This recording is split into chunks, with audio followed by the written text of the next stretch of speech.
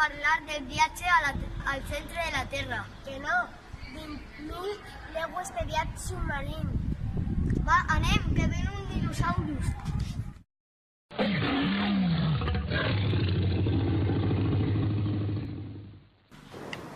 Hola a tots. Avui anem a parlar del fantàstic viatge en el Nautilus. Mi amic Álvaro us contarà un poquet de la història.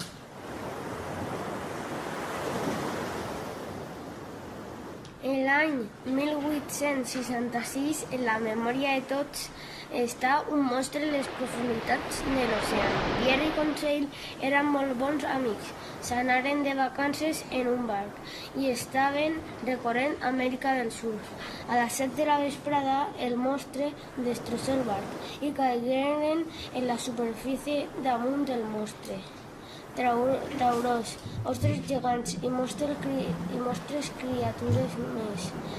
Fan d'este llibre algo que no te pots imaginar.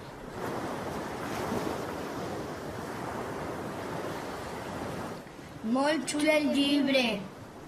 20.000 legües de viatge submarí.